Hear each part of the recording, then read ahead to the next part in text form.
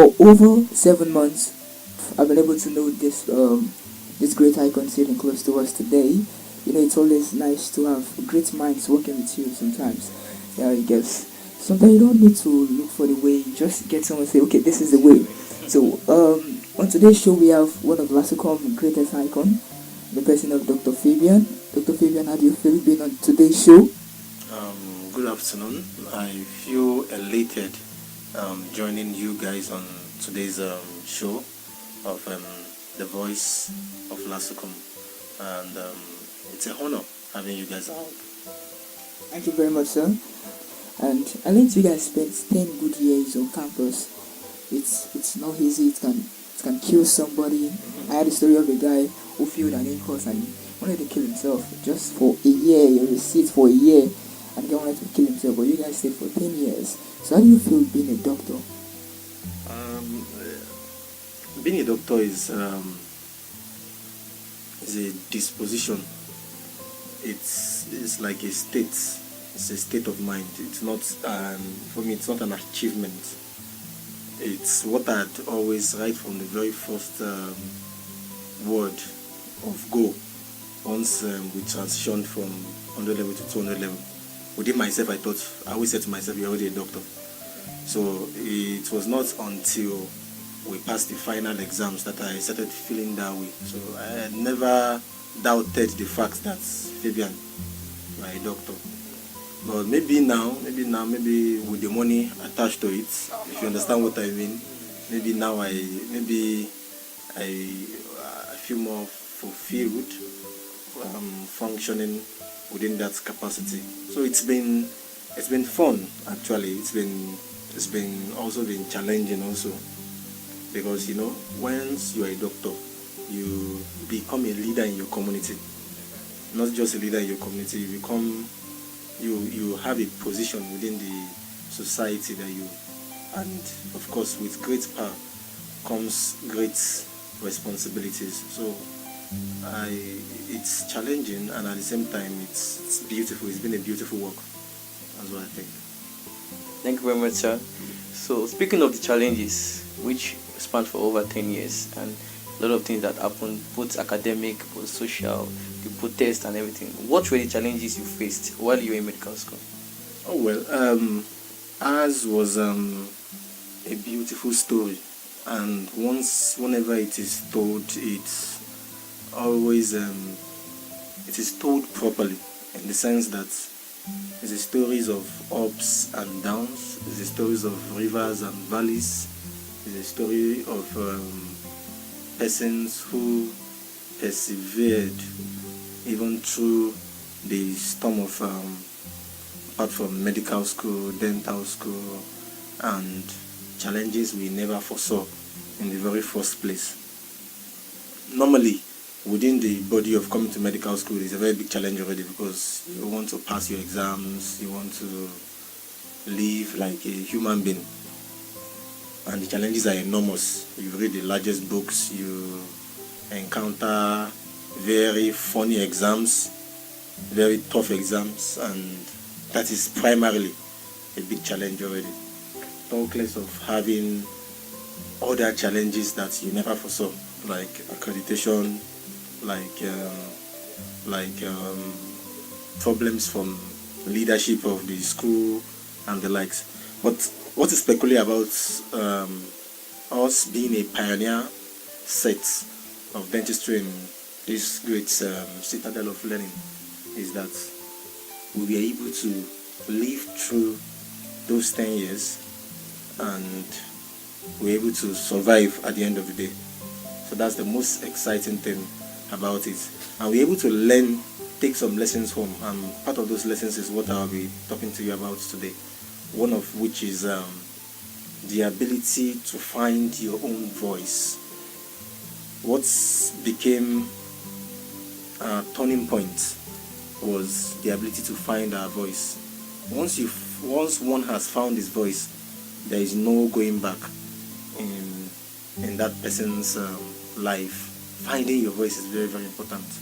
So we found our voices at the stage where we had suffered not having accreditation at a stage where peers had moved on with life. They moved to the next level, they moved to the next class, and all what we were busy with was how can we make it possible that we gain accreditation and we also move on with life. So there was a need to rally around, there was a need to sit down together and think. I know when I talk about finding your voice, I actually mean you find abilities that were inherent within you that you never knew you had in the very first place. Abilities that were inherent that you never knew you had in the first place. I'll give you an example. Within the body of that struggle of getting us forward, I developed a knack for leadership that used to be in me, but I didn't know it could reach that height. Like, I remember vividly a night before the so-called protest, first medical student protest in Lasukom, that was spearheaded by myself and some other great persons. I remember that night I was afraid, I was scared. I was like, what if something happens tomorrow? What if we wake up and they shoot one of these students? What if we go there and things happen that we never foresaw? But there was a voice within me that said, Fabian, it's not about you, neither it's about the things that will happen tomorrow. It's about you taking responsibility even when there is a challenge at hand. So you can imagine having that. Then I took up courage and I was able to say, yes, we can actually do this, and whatever comes out of it, I would be responsible for whatever came out of it. And to God be the glory, it was one of the most organized, but I still call it visits. I don't call it a protest. It was a visit to the governor's office.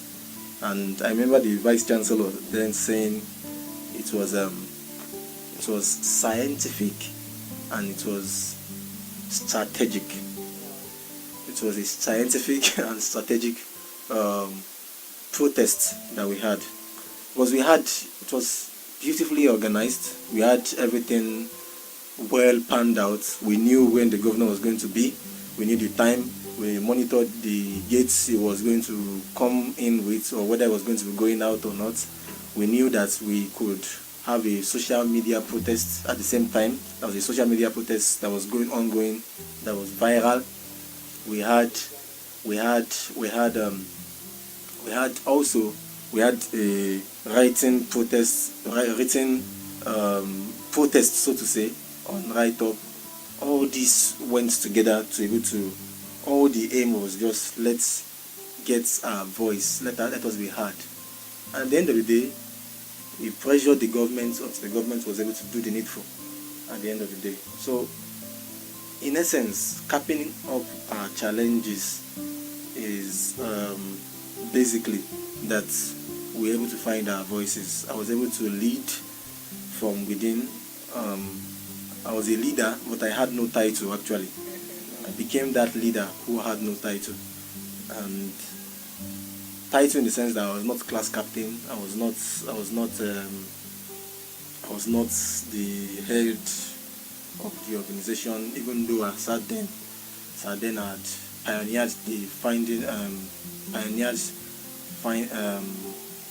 pioneered the first dental students association within the school. So, but in essence, persons around me knew this person had the ability to do this, and they trusted in that ability. Before then, I had written over 50 letters to the government based on the issue at hand. We had written consistently that one day I wrote one of the letters that actually started the whole movement then. The letter was titled 9 years of stay within Lasukom. I can't remember the way I framed it, but it was this. He had this very, very touching caption. It was sent to the assembly, it was sent to the governor's office, and we copied every person from the vice chancellor down to the provost. And but the then provost was, when my mates went to see him, he said he wanted to see us. I refused to go because I wrote the letter, and we were like friends. When he came, he was like, "Where is Fabian? Fabian wrote a letter and he refused to come here to come and see me. He wrote a letter." That was what I was telling them. So I had written that consistently that they could identify what I wrote, so to say. And it was not surprise, because they say adversity makes a man. Actually, it's in times of adversity that we actually grow into those things that make us who we truly are. So in essence, so I don't take so much of the time of the show already. In essence, during those times of challenges were the times we grew the most. Those were the times we rose the most. Those were the times that actually gave us courage. There were times we had to cry. There were times we had to come together. We were very few. There were times we knew we had so much behind us, and that we shouldn't fail at achieving those things we had. We looked back and we looked at students.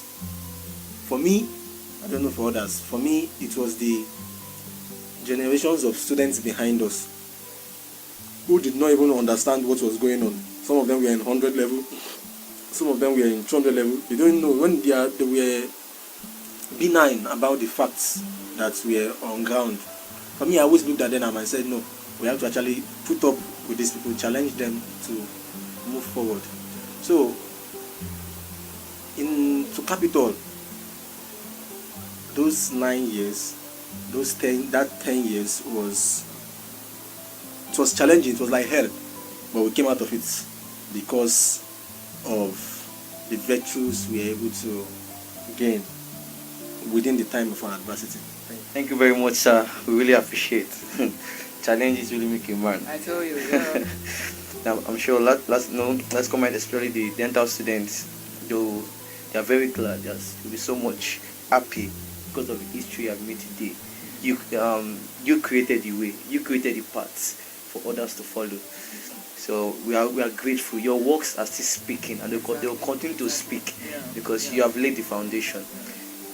There was a need for the voice, but it came out. Everybody has this voice, but you were the only one that was ready to use this voice. So we really appreciate, and last comments are proud of you, sir. So, and from what you have said today so far, adversity makes a man, and not really like made a man. And challenges are what makes one grow. Thank you very much, sir.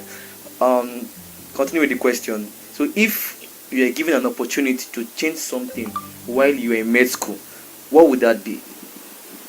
I don't know if is this pertaining to me or generally LASUCOM, to change something in LASUCOM, or pertaining to how I live my life within med school. Okay, we would love to hear both, pertaining to you and pertaining to the school, because there are some things in the school that you would love to change. Pertaining to me, I think I would have loved to play more football. I didn't play so much football. I remember when I came in, I wasn't doing so well with my academics, in the sense that I used to score 55, 60, 51, 50, and I was like, what is it now?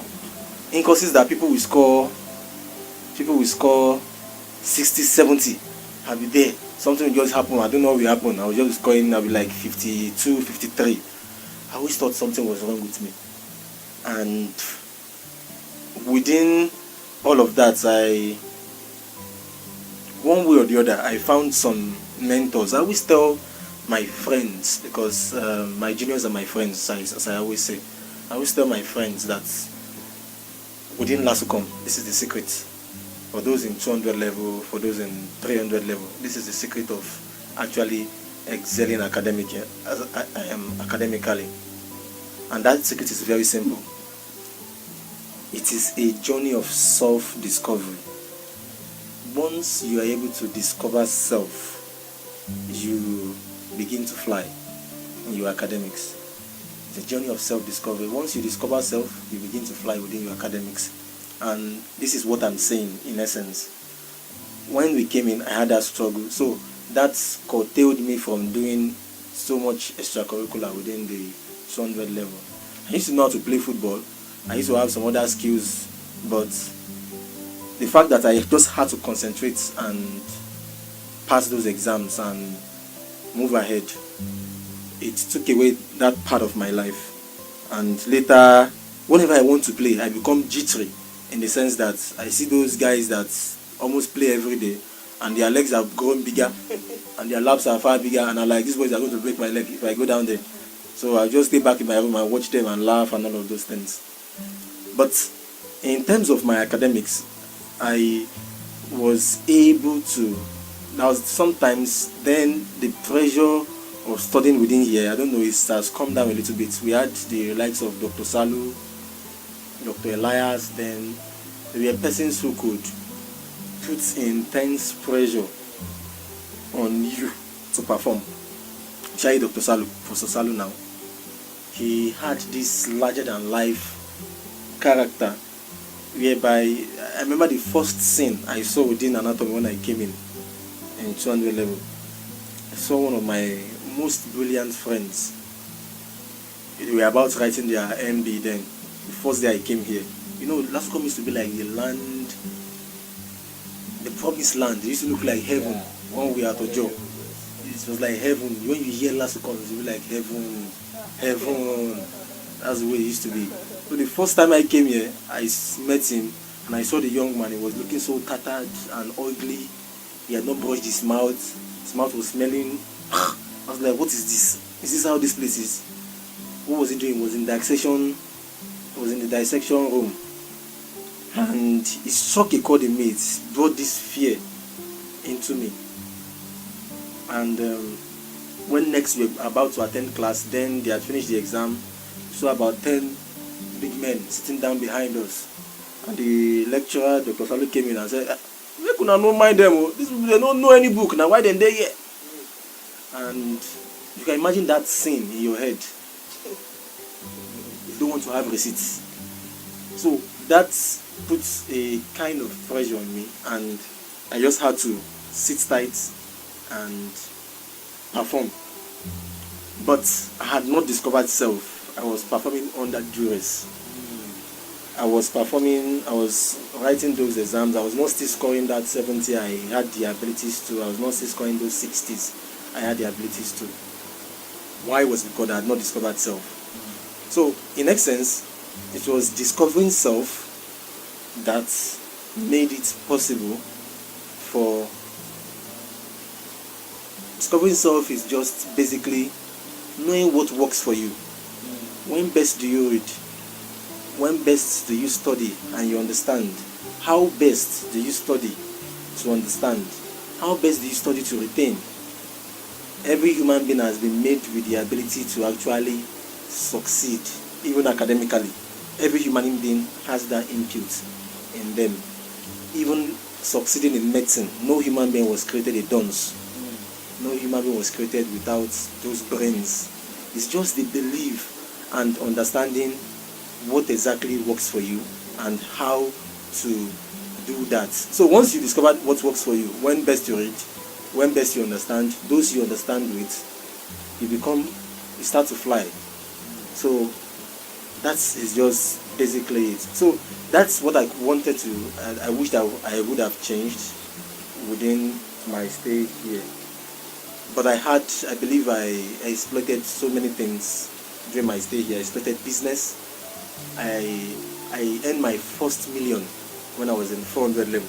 Wow. Selling shawarma. Wow. Sounds funny.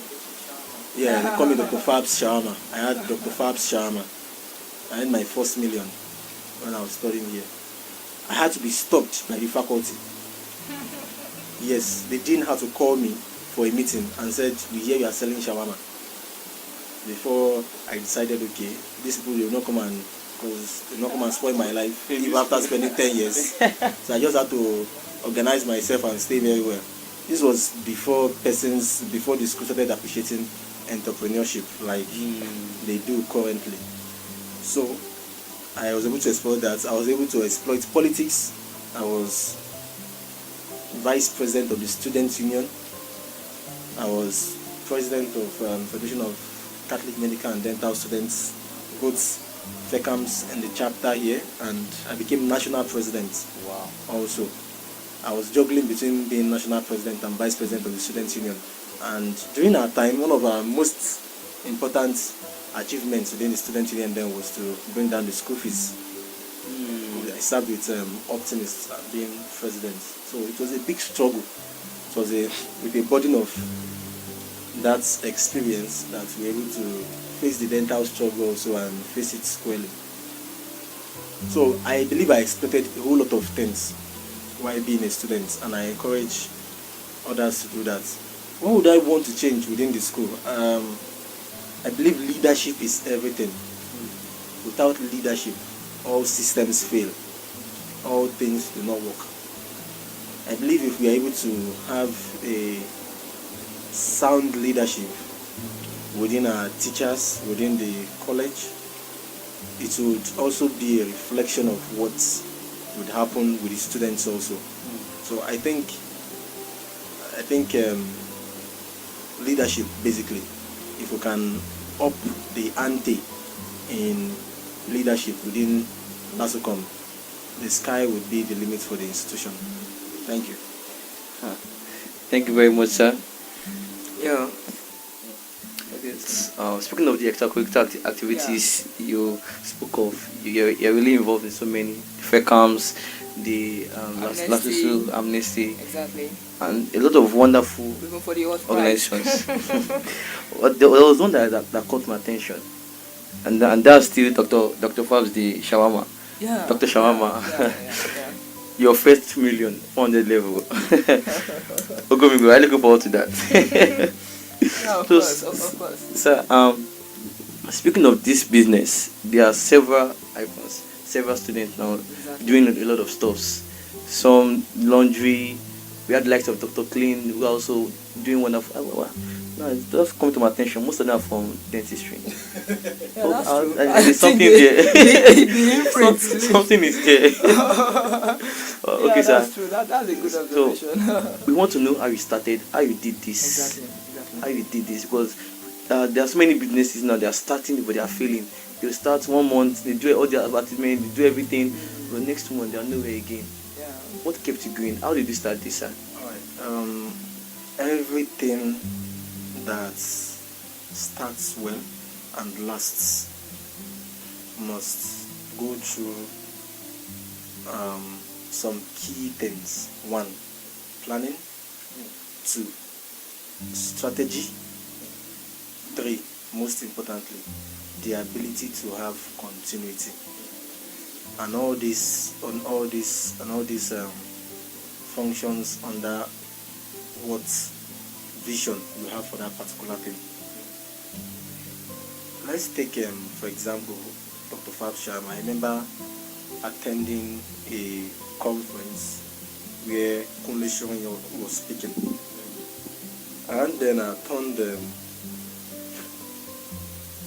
was my 26th birthday or so, and he said something. He said, if you are in this room and you don't have anything that brings in 1 naira each day, I am sorry for your future. Your future is red. This was the way he said it. Your future is bleak. Your future is red. And by the way, let's take it as a note. There is no one who speaks to you, and I think there are just very few people who speak like Konde Shoria. He speaks to your person. He speaks to your soul. Yes, sir. So when I had him, I was almost wetting my pants where I was there, and I was like, my God, and I am here busy wasting away under the stories of accreditation, no accreditation, and I decided I had to do something. And I sat down and I said, what can I do and that was how Dr. Fabb's Shawarma came to be. It took a series of challenges. Firstly, I started out in a very bad place. I started out in a slum somewhere in Mushin. Many people will not know this story. I started out there. I remember I employed my carpenter as my first sales boy, and employing him whenever I come from school here. I was going every day. A new startup needs your attention, needs your presence. I'd invested a whole lot. I remember I took my scholarship money and I invested it in that business. So I invested all the money I had. And I was like, how do I scale through? How do I scale? How do I move forward? So employing the man knew nothing. The man was like 47 something years, while I was a young man. I couldn't control him. I couldn't share my vision of the business with him. He didn't know where we were going. I remember sharing flyers under Onekwan Bridge. Wow. Every night I went there. Can you imagine me with the pride of being a medical doctor, medical student, sharing flyer under a busy Onekwan Bridge? All the whole idea was to channel people to come to where I had my spot within Moshile. So it was tough. Academics was suffering and all of that.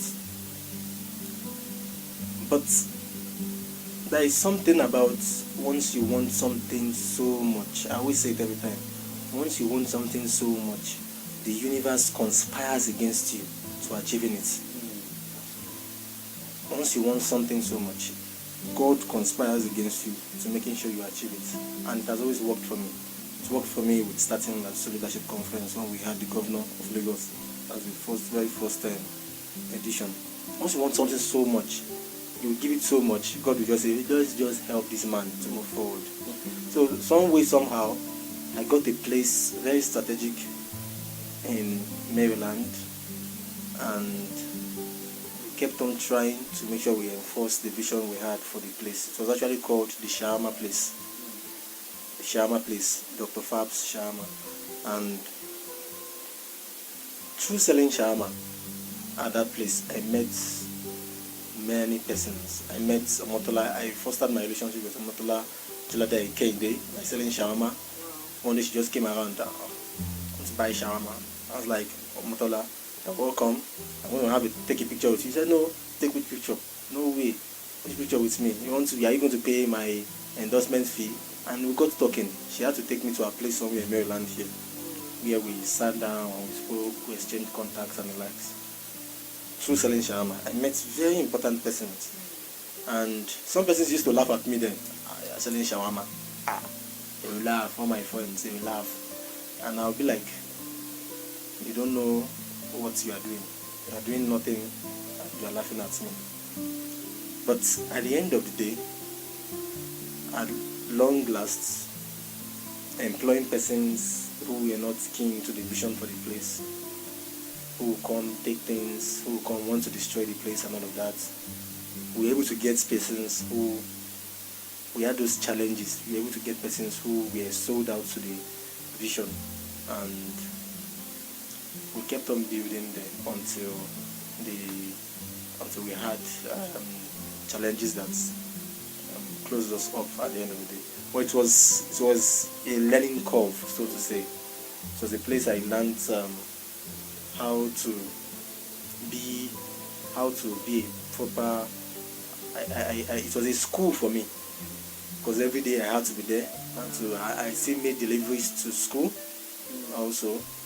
So persons who were interested here wanted to buy our products. We made deliveries every day within the school here, and also we were selling the sports there.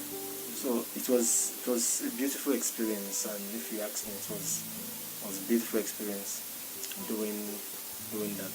Okay, I'm sorry, sir. Let me just say this. Like, it took Dr. Fabb's Shawarma how many years to break even? Broke even in the very first year. Wow. In the very first year of selling there.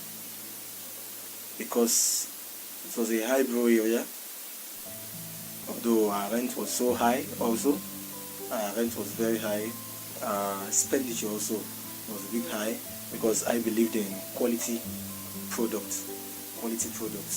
So you can imagine a shawarma that would attract Motola Jeleda again there. So, wishy. For God's sake, don't tell me you're that a geek. Don't tell me you're that much of a geek. Motola is Nigerian superstar, television diva. You don't know Motola? I'm surprised. Just like Genevieve Naji. And Motola's just like that. How much you do to mention it? Wow. Thank you very much, sir. Thank you. I'm thinking of planning a shawarma business or a pop-up business. Anything could make a man succeed, depending on how well it is being done. Kunle Shawarma will tell you he made his own first million selling suya. Exactly. How was that? So if he sold suya, why can't I sell shawarma? I knew Dr. Fabian sells shawarma. Why can't I sell pop-up? No, you need to sell a trash card. Exactly. Right, thank you very much, sir. With your involvement in several activities, from businesses to reviving Lasukomite's dream to the accreditation stuff to academics, how are you able to blend it? Because I've seen a friend who is learning a particular skill, he want to build himself. He has a goal, a picture that, okay, in the next few years, I should make so many returns from this business. But after putting 4 hours each day to build up that skill, you feel like academics is suffering.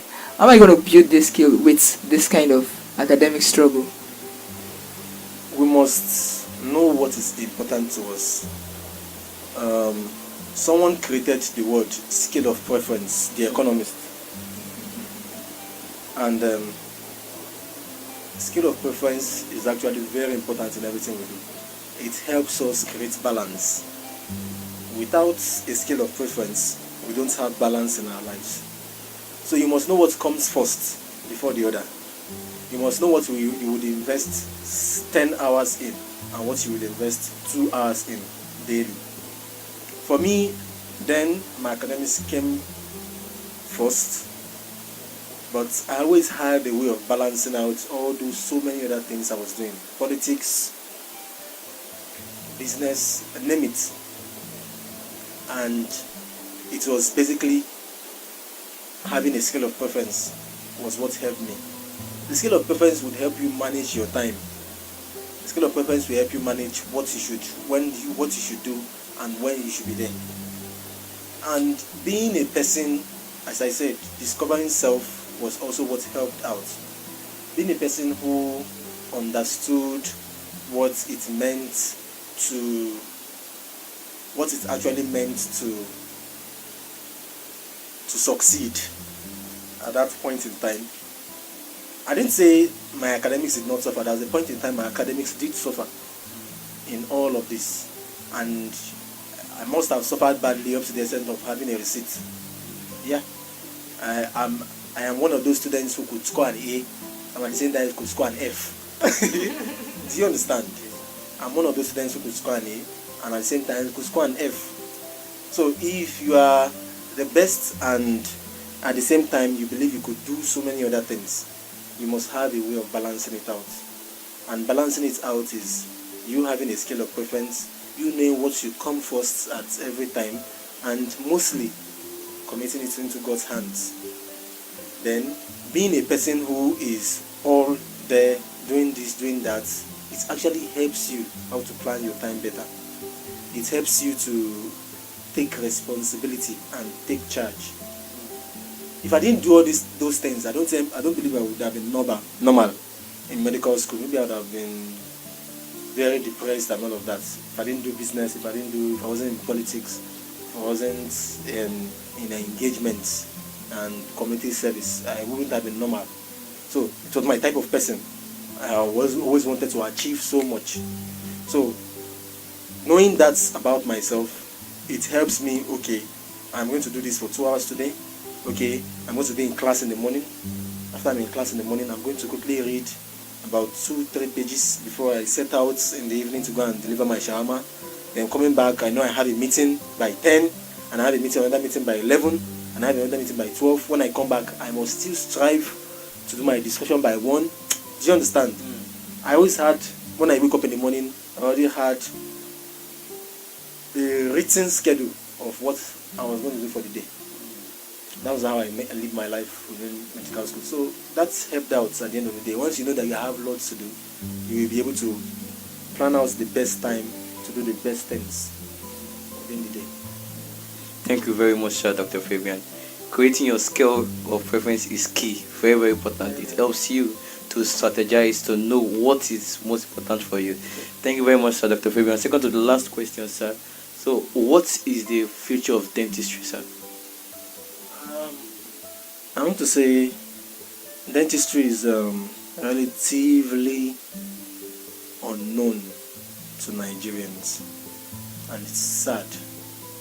It's sad because most diseases starts actually most diseases within the body manifest firstly in the mouth, and many persons do not know that dentistry is not just about even the mouth alone. Dentistry is about so many other things. Dentistry is about the head, the neck, and everything from your head to toe. But you have a specialty. You have various sub-specialties even within dentistry, and many of us don't still have the information at our beck and call.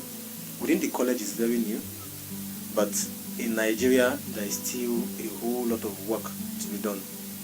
I started recently an online campaign. I called it Oral Health Buzz by Dr. Fabian and George. The idea was that I noticed within the body of house job that many patients were dying of a disease condition that can be prevented, disease condition that just starts from a tooth. So how do you know, how much do you know that something as simple as toothache can kill a person? And it's not that it will kill a person directly by the toothache, but by sequelae of other diseases, it transfers into what we call Ludwig's angina. So Ludwig's angina is a medical emergency, and the person could die in minutes, in as simple as 5-10 minutes. After you have a very big mighty swelling, before which you have a very big mighty swelling of the face, the facial spaces, and then the person can't breathe, and then it leads to death. And also some persons, due to the sepsis that is involved, they die from complications from it. So I noticed we had lost quite a number of patients, and because I couldn't take it, and I've always been the type of person who I like taking upon new challenges. So I started the campaign on my Facebook wall. It's called Oral Health Buzz. You guys should try and watch out for that on my wall. Basically, and we are transforming to a blog post in recent times, by God's grace. Basically, our aim is to improve dental knowledge about dentistry, and knowledge about the mouth and diseases that could come about.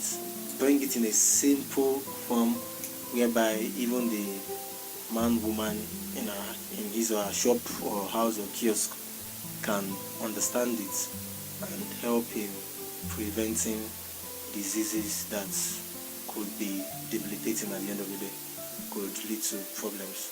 So the future is a bright field, is a field that is yet to be mined to its fullest capacity.